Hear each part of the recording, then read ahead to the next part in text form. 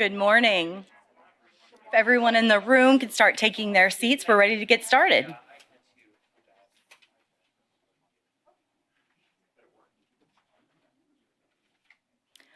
Good morning, hello, and welcome. My name is Katie Gardner. I'm Director of Events for The Hill.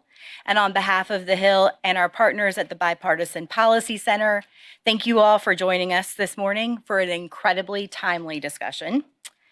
Increased severe weather, evolving customer needs, new advancements in technology, and global conflict all continue to transform how energy is provided to households and businesses. In recent weeks, we've seen alarming headlines from around the country, heightening concerns about the security and resiliency of our critical infrastructure. And today, we'll focus specifically on cyber and climate solutions to bolster the power grid. I'd like to thank our partners, the Bipartisan Policy Center, for their support in putting this program together and for hosting us here today. In addition to our guests in the room, we're live streaming on thehill.com. A few quick housekeeping notes before we get started. Please keep your phones on silent for the duration of the program, but we do encourage you to join the conversation on social media. You can follow us on Facebook, Twitter, and Instagram at The Hill Events, and we'll be using the hashtag TheHillEnergy. And with that, it's now my pleasure to welcome our first guest this morning. Puesh Kumar is the Director of the Office of Cybersecurity, Energy Security, and Emergency Response at the Department of Energy. As electricity becomes a more critical need in winter, a growing number of reported threats to power infrastructure are under investigation following attacks on substations, most recently in Moore County, North Carolina. Puesh's department is tasked with responding to these types of emergencies. Welcome, Puesh, and The Hill's contributing editor, Steve Clemons. Thank you very, very much, Katie. First, I say it's great to see all of you, and I want to just congratulate Jason Grummett and the entire team at Bipartisan Policy Center, and also The Hill, which does outstanding programs. It's a real honor to be here. Hey, let's start out with some fun. We were just talking before we get into the serious stuff and all the cyber threats and Star Wars, et cetera. The Department of Energy building kind of sucks, And if you go there and you sort of think about energy resiliency and clean energy and kind of is there any chance at all under your tenure there that we can come up with a new design and something that's a bit more attractive and yields more power than it uses and is fully secure? You know what, Steve, well, first and foremost, it's great to be here, and I love the opening question. You know what, I feel like this is the organization that could potentially help us make a change in the building. I know it's been something. I think we should elevate it above replacing the FBI building. Listen, right? Listen, when it comes to law enforcement, I always let them go first. Yeah. So we're going to go with the FBI first, then we'll tackle the building at DOE. But guess what? We just installed a number of EV chargers at the department, so that's really exciting. So that we actually are able to bring in some of the EVs into the department as well. So that's terrific. That's a little progress there. But let me ask you to get to the real issue today is to look at the security of the provision and distribution of energy in this country, transmission, et cetera. And this is what you've been focused on cyber. And you made a comment recently that I found very compelling. That said we have a really once in a generation or even more chance to begin building in security rather than bolting on security. So tell us more about that. That's a great question, Steve. From my vantage point, we are at an unprecedented point in America's energy transition. We're looking at decarbonization, and we're looking at shifting to this renewable energy that we're going to be integrating into the U.S. electricity sector. We're not only doing that, so we're seeing a shift in not only decarbonization and shifting to clean energy, but there are a couple of other shifts that are happening right now. The second shift that I see that's happening is a technology shift. So we're using new technology to make the grid more reliable, more safe, improve the operational efficiency of the electric grid. And then number three, we're also seeing how consumers are having their own transition. Consumers want to be more interactive with their grid. They want to plug in their electric vehicles, as I mentioned. They want to install solar panels. They want to have those Nest thermostats that control their energy usage. So you're seeing not only the climate shift, you're seeing the tech shift, and then you're seeing consumer shift. So all of these things are happening. And then we're also seeing a shift in risks to the energy sector, risks from cyber, risks from physical, as we saw with the North Carolina incident. But we're also seeing. So just tell for our viewers who may not be, they're tuning in from California right now, what was the North Carolina incident? Let's add a little drama here. All right. Not this past week, in the previous weekend, you had an incident where someone shot at a substation with guns. With guns, not bows and arrows. No, right? no, no, Yeah. with guns in Moore County in North Carolina, which resulted in about 40,000 customers being without power.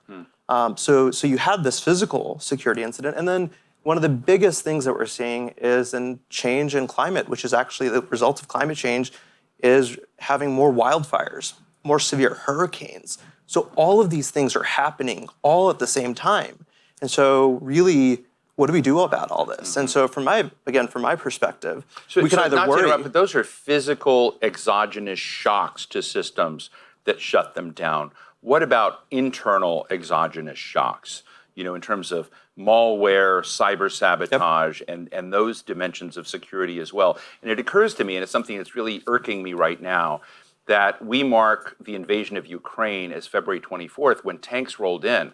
But the first cyber war against Ukraine began on February 23rd. Microsoft has a great report on this. And it's interesting how we're so oriented towards a physical assault, like a gun attack.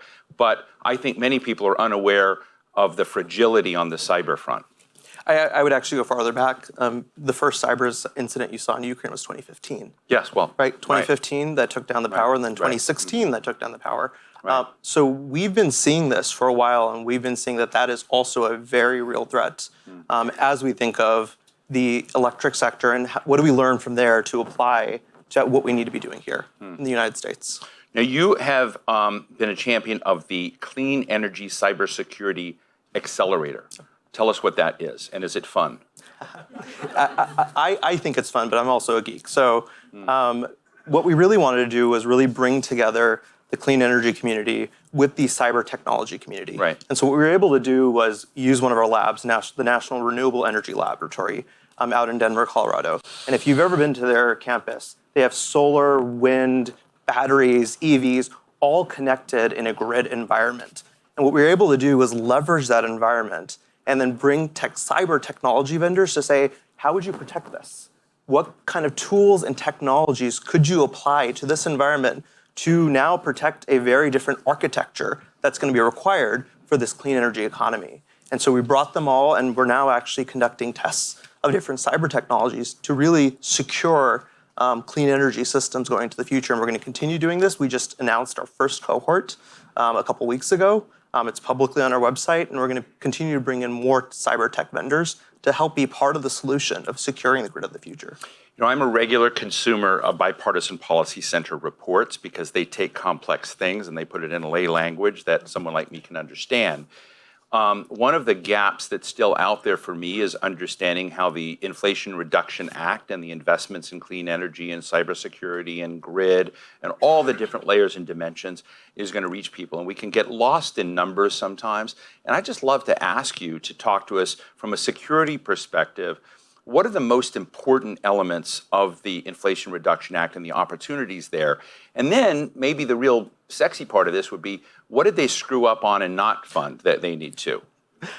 So we actually know it was the Inflation Reduction Act was certainly a really important piece in terms of the clean energy, shift to clean energy, with a lot of the tax credits that are in the IRA. But there's also the infrastructure bill, the president's bipartisan infrastructure law. Which is already there, funded out there. Correct. Moving. Both of those are being worked right now. So in the infrastructure law, the DOE has over $62 billion to execute over the next 5 to 10 years. Inflation Reduction Act also gets to really fuel the clean energy economy more on the tax credits and side of things and loans from the department.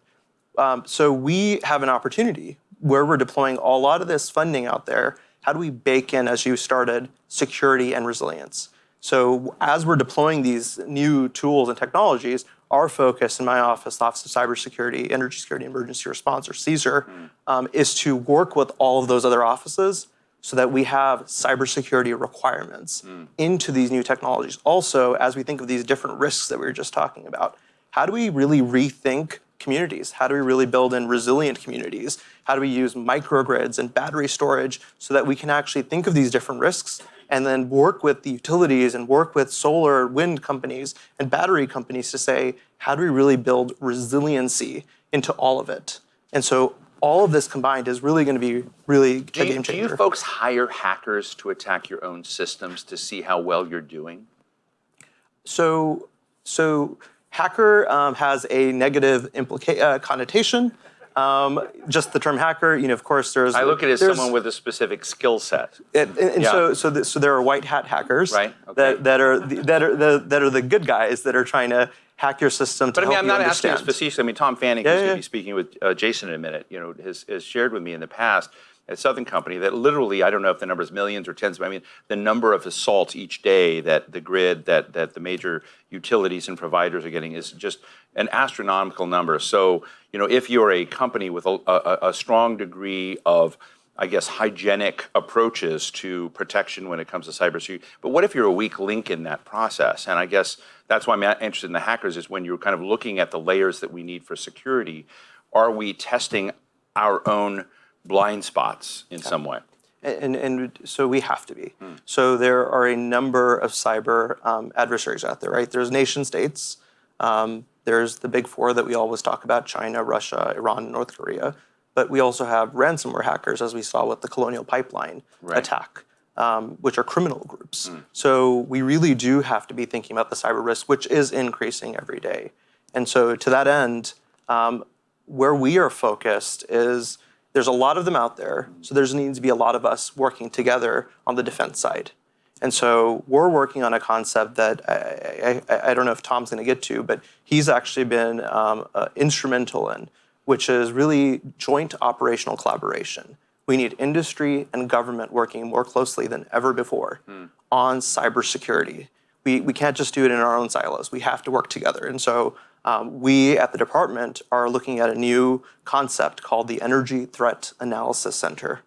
We want to bring together electric utilities, pipeline operators, and other energy companies working with us at the department, working with us on the intelligence side, and then working in partnership with our sister agencies at DHS. So the ETAC, or the Energy Threat Analysis Center, is going to be connected to the big DHS Joint Cyber Defense Collaborative, or the JCDC. And really the idea is we have to take a whole of government approach, working with our partners at DHS, the other agencies, and with our intelligence community to really get ahead of these cyber threats and do it collaboratively. Because there's, like you said, there's a lot of cyber worries out there. But I also think the way we approach it here in the United States has actually proven to be better, but we need to continue doing more as we see the threats increase. And where are we on permitting reform at this point? Not just the legislation that Joe Manchin has been pushing, but the broad process, because as I understand it, we have wind farms in places that are far away from customers. And one of the deficits we have there is grid infrastructure that can connect real big renewable outlets to these opportunities, and folks don't want this stuff in their backyard. So how do we change the environment in such a way that we're not necessarily abrogating the concerns of people who have real important environmental impacts, but we turn it from being a decade-long process into a couple-of-year process? I know there are a lot of really smart people at the department really working with it on this issue, and with my former background being an electrical engineer and working at an electric utility, I know this is a really key piece to the puzzle, right? It's being able to connect a lot of the clean energy resources. We need the transmission lines to connect all of this together. But it's going to take a lot of engagement. And so where we are focused as a department is we recognize that certainly from a federal level, we can work on the policies, we can work on the funding. But ultimately, this becomes a local and state issue as well. So we have to work with those communities. And so we, as a department, and I can't take credit for this in CESER, but other parts of the department are really focused on working with those communities and really engaging with communities to truly to help them understand the value in what we are trying to do. And I think ultimately, you're going to see a shift. You're going to see a shift where communities are going to recognize how powerful this can be, not for only the clean energy economy, but also to add that resiliency that we need into the grid. Puesh, I may ask a totally uninformed question here, so let's see, get it right. But I watched the Telecom Act divide essentially the infrastructure holders from a lot of people who use the lines. And, the Googles and the data, big data players came on and used facilities and you have these battles, over net neutrality, et cetera. Is there anything like that in the energy space where there's tension between the grid, the transmission lines, the people and institutions that own the infrastructure, and deregulating that so that lots of other players can use it, and having essentially an unfair, or actually not unfair, take the morality out, uneven sharing of the burdens or opportunities of that? Is there a similar construct that we need to begin thinking about in the energy space that we had to wrestle through on the telecommunication space? I think you're seeing it play out right now.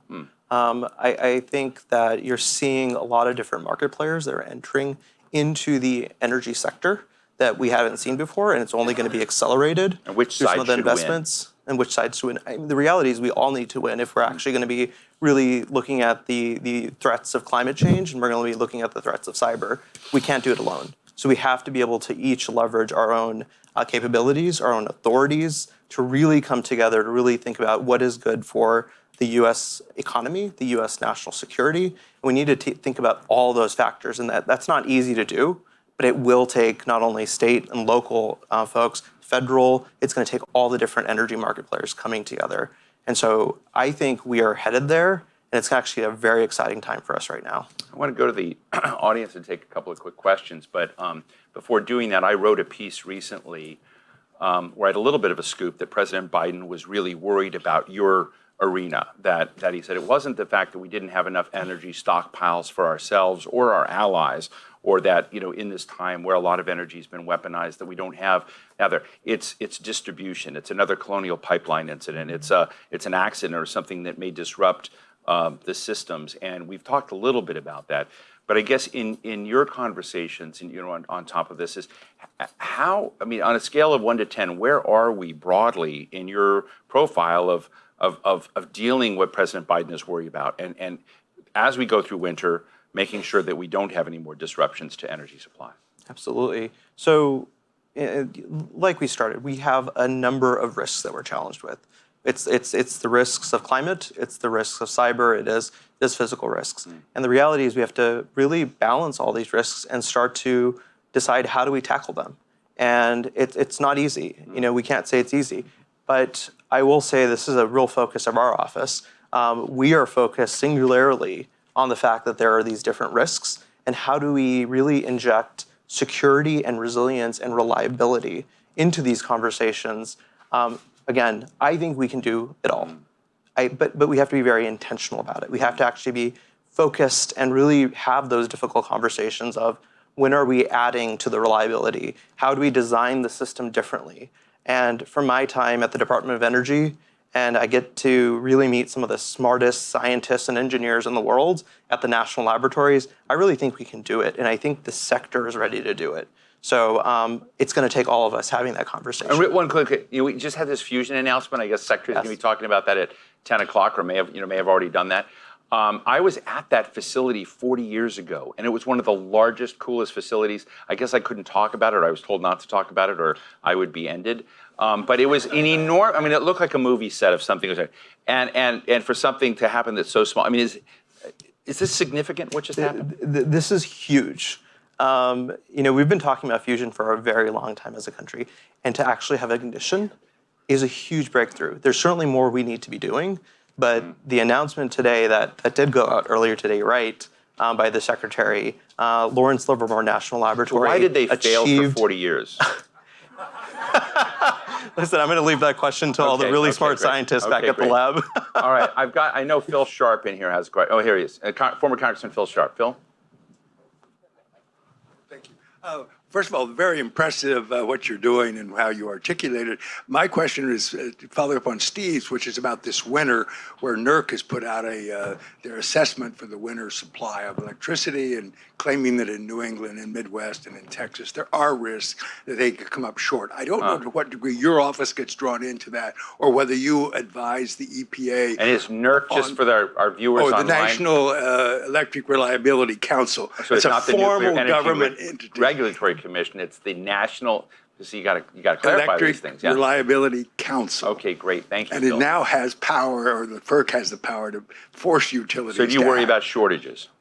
So, when we think of the New England area in particular, and we are involved. So we are working with all the New England states to really think through and prepare for potential challenges in the New England area. The good news is the market operator, ISO New England, actually put out an assessment a couple of weeks ago saying they're expecting that they will have enough capacity in the region, which is great news. But again, this is another area where we really need to think about what are the other opportunities to bring in energy into that community or into that region more broadly so that we can get ahead of this. And again, can we build in back to the resiliency piece? Can we build in resiliency and really think about connecting other resources into the community? If we are okay this winter, then we have another year. Let's work towards it. And so that's going to be our focus. It's going to be our focus in working with other offices at DOE and the states to do just that. But we're absolutely involved, and it's a really important issue to talk about. Thank you. And right here, is it Susan? Yeah, Susan Morrow with Exelon. Quick question for you on the whole of government point that you were making. When you think about a lot of DERs being out there, the electric sector's reliance on telecom is just going through the roof. And we're all looking at investing significantly, potentially in the next few years in telecom assets to back getting all that data flow. And I'm wondering, what's the interaction between DOE and FCC? Because we have challenges on spectrum. We have challenges on different standards for restoration and resiliency with telecom versus the electric sector. Is there a conversation going on there? Because it And I didn't needs even to be. plant that question. It's totally cool. It is a great question, because the reality is to actually make all of this work, different systems need to be able to talk to each other, which is where the comms comes in. And so we have to be thinking about how does the connection between electricity and comms work out, and of course other sectors. And so we are working with them. We need to continue working with them more closely to address whether it is spectrum issues or whether it is how do we go and deploy more fiber out there to be able to connect these different resources. This is a really important conversation, and we're having it within the Electricity Subsector Coordinating Council that Tom Fanning used to co-chair. We were already having those conversations where we need to bring in the communications companies to really think through the future of the grid as it connects to comms. And so that's going to be a continuing conversation, and yes, I'm glad you raised it. Any other questions? Let me just finish this up with a question. I'm interested, every presidential administration has a different relationship with the business sector. Sometimes they're very robust, sometimes they're lean. I'm interested in your view, because you've been on both sides of that equation, on what you think the business sector needs to do better than it's doing today to be a better partner with what you're trying to achieve. I appreciate that question. I would say, so within the electricity sector, I actually think it's a model sector for other sectors. So there's 16 critical infrastructure sectors out there, as designated by the Department of Homeland Security. The electricity sector is the only one that has CEOs who meet with senior government officials. So the Deputy Secretary of Energy, Secretary of Energy, White House, the Department of Homeland Security. It is the only sector that does that right now. We meet together to think through policy when it comes to security, resilience, and we work on those policies. We may not always agree on how to do it, but we're having the difficult conversations, which is really pushing the ball forward on the climate side, on the cyber side. We really need to bring in some of the other sectors to have those same conversations. Back to the question of comms, we need some of the comms CEOs to be part of these conversations. And so that's what I would say is you need to have leadership coming in, working closely with government and not being resistant to that, to saying we have to work together and it has to come from the top. Well, Puesh Kumar, Director of the Office of Cybersecurity, Energy Security, and Emergency Response at the Department of Energy, thank you so much for sharing your thoughts, and thanks for sharing your thoughts as well on the future of that DOE building and what we might do. Good to see you. Thanks, Thank you Steve. so much. Appreciate it. Thank you.